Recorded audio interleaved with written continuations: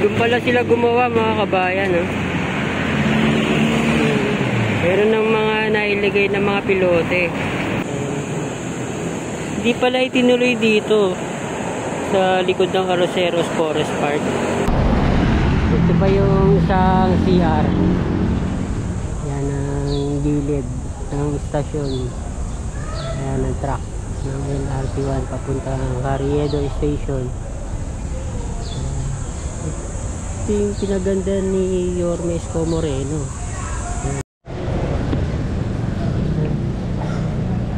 Ay, tara, mag-umpisa tayo dito mga kabayan sa LRT1 Central Station o Arroceros Station. Ayan, nadaanan natin. Yan ang Central Station. Malapit lang din sa yan, sa Bonifacio Park. Yan. Doon ang papuntang Arroceros Forest Park at Quezon Bridge. Mag-update tayo ng Pasig River Esplanade. Galing dito.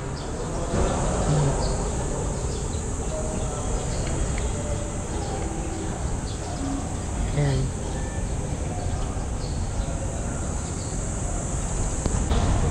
Yan ang gilid ng istasyon. Ayan ang track ng LRT1 papuntang Carriedo Station. Ito yung pinaganda ni Yorme Isko Moreno. Ayan. Ibang iba na. Ang dami na mga halaman. Ayan, naayos na daanan.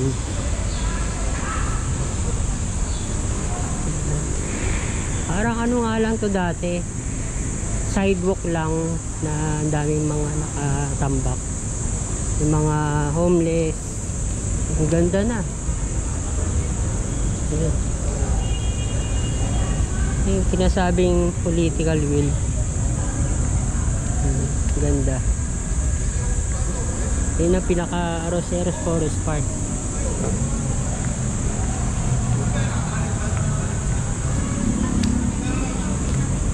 Ayun, nagdadagdag pa ng halaman.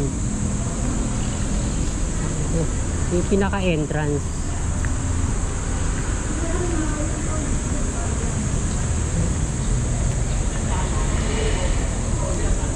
Sana makaabot pa hanggang sa ano, sa ibang parte ng Maynila.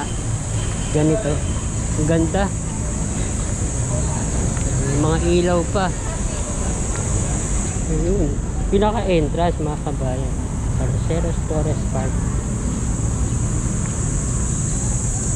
Likuran lang ng Metropolitan Theater.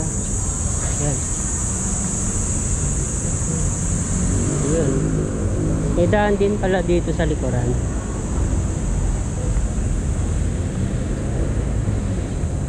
May dala akong bike pero naglalakad lang ako.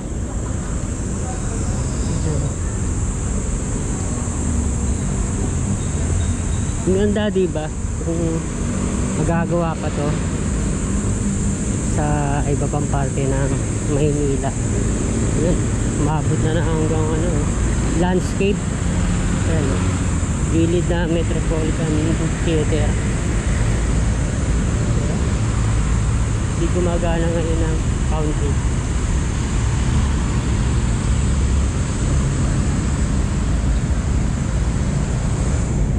Ang dami rin ganito sa Marikina City, mga parke.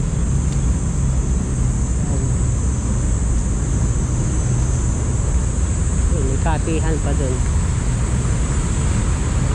Pickups.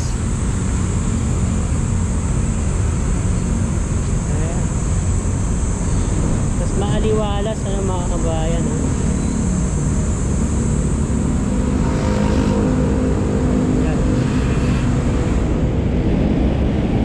Buti nila sa iba't ibang lugar, diba?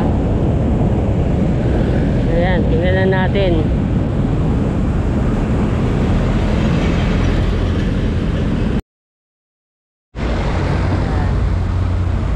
Ganito yung madadaanan mo papasok ng opisina o eskwelahan, iba nakaka-relax. Wala yung namamalimos dito.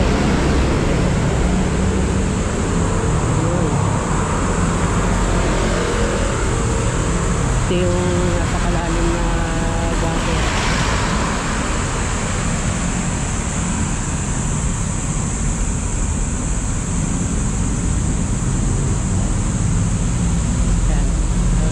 Forest Park. Ayan, may mga upuan pa doon.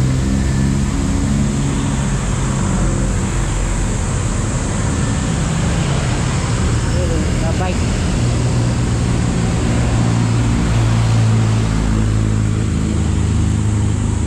Yung iba doon na lang nagdadaan sa gilid para hindi madaanan yung CR o yung guard post.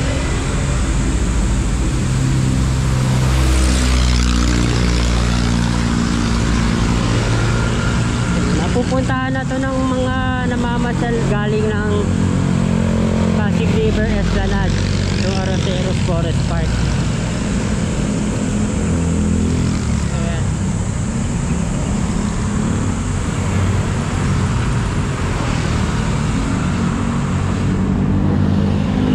Apat tong guard post, guard house sa Quezon Bridge.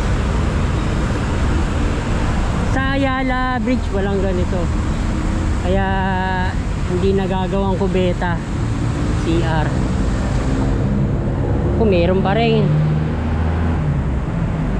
nawala na yung panghe pero may mga ano pa rin, pupo,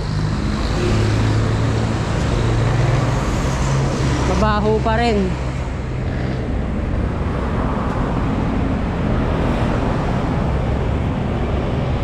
Natin. Wala na dito, hindi tinuloy dito mga kabayan, no? Ayan, naglalagay ng mga poste. Ayan. Bakit kaya natigil? Wala na, naglalagay na ng ano dati, ng guide na mga steel beams.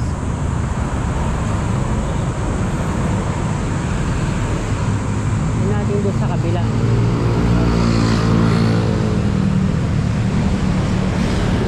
Hindi nila itinuloy.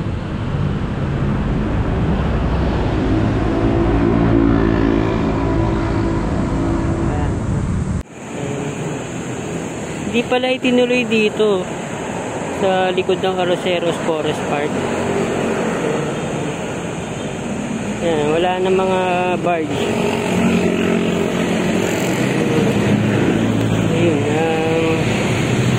Dati pang platform. Ayan. Makapapalitan na rin ng ano nyan, mga railings. Sarado. Ibakod na doon sa ano, sa likuran.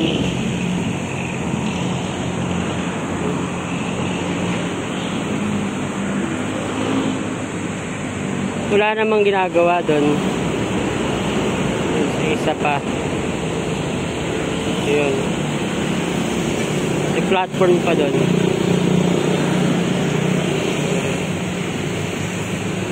Yun ang Ayala Bridge. Yun, laging malinis.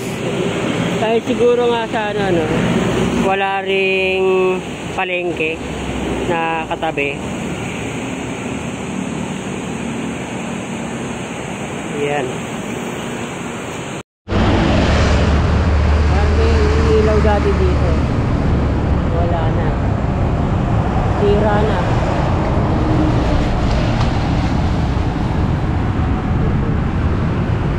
Wala namang mga nakatambay.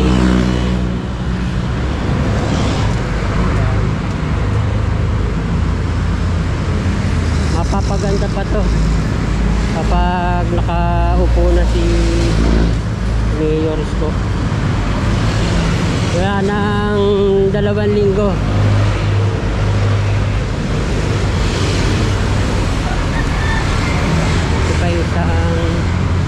CR.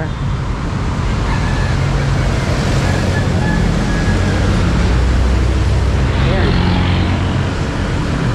Ginagawa pa rin talagang CR, mga kabayan. Ayan, meron pang isang kanto dito. Ayan. Ginagawa rin CR. Ayan. Patago nga naman to, mga kabayan. Yung iba dito ko na lang nakikita ang dumadaan para iwasan tong CR.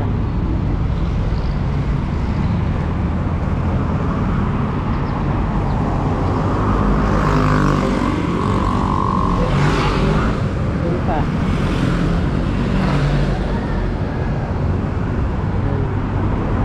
Sayang yung design.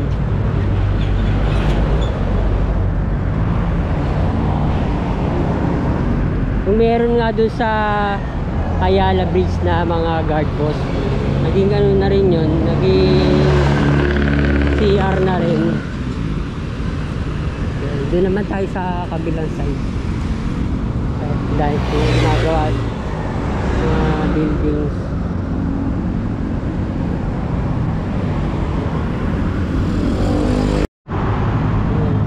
Tingnan uli natin tong gilid. Ayan. Sana maayos din nila tong gilid ng tulay. Dun pa yan.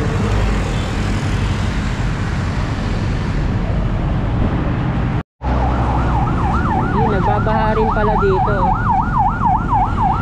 Nakakaano rin yan, aksidente, dahil iiwas yung mga nagmumuro, nagbabike, kaya napupunta dun sa gitna. Sana maayos din to. Yun yung simbahan ng Quiapo, Plaza Miranda. Dito na yung bilihan ng mga bisikleta sa kanan. Quiapo Church.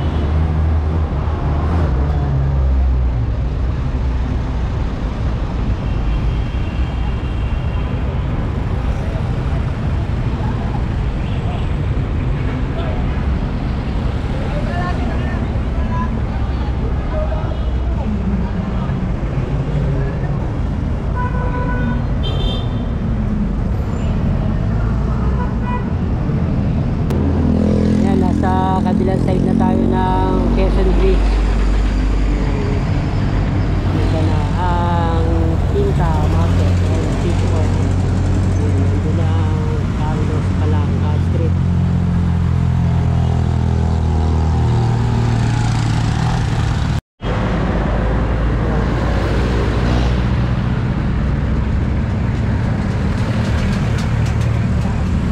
Medyo magulo pa dyan.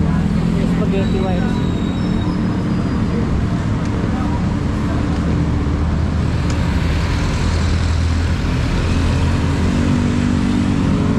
Yung gilid.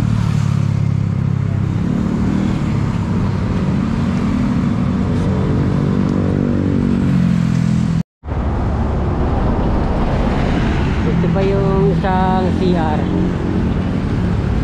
Medyo mas paano dito, mas malinis. Yan. Pero pag ano yan, pag gabi na, pwedeng bumalik mga homeless. Mas maano dito, mas madumi. Sa kabilang side malinis.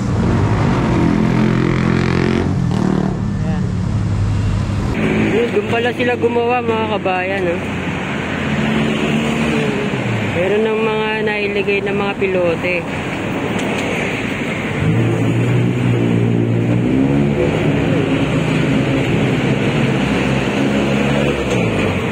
Hindi na ano yun, mga steel beams, mga ano na talaga yun, mga poste na. Tumigil sila doon sa may Arroceros Forest Park. Dito na itinuloy, katabi ng release ng LRT1 Yati.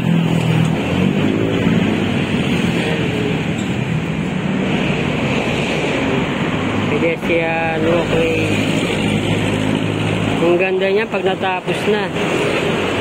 Exclusive yan sa mga pedestrian. Para makakadaan mga 4 wheels papunta dito sa may Loton Station.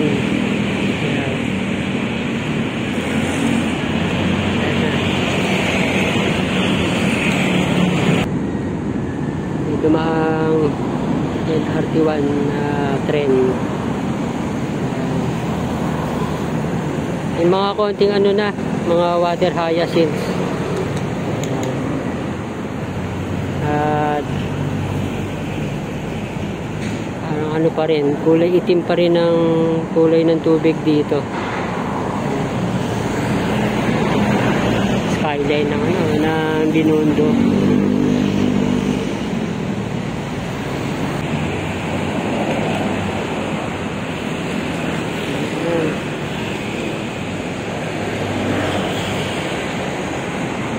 Maraming salamat po ulit sa panonood.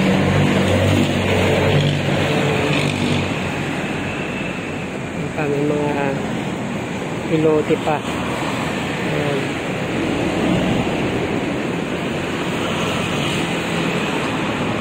Handa doon ang ginagawa.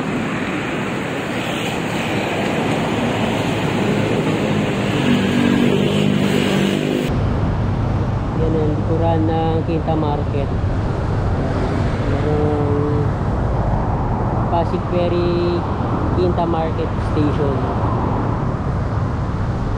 At yung ginagawang pedestrian walkway.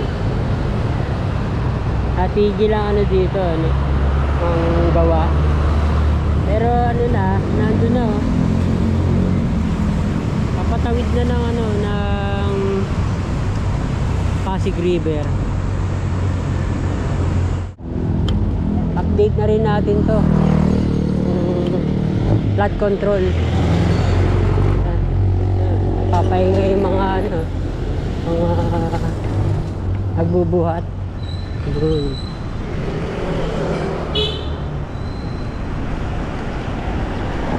Tingnan natin kung saan na nakarating.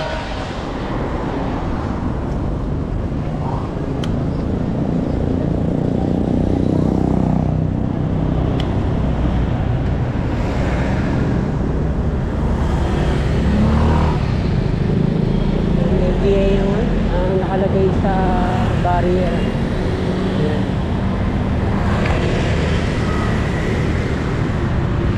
Ayan na.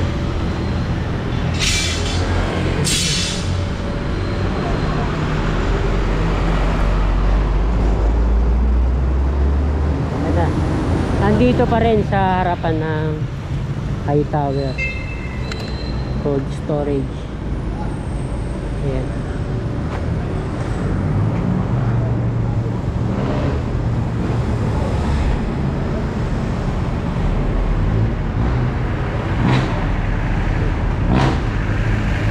Tumigil sila dito. Ayan, thank you for watching po ulit mga kabayan.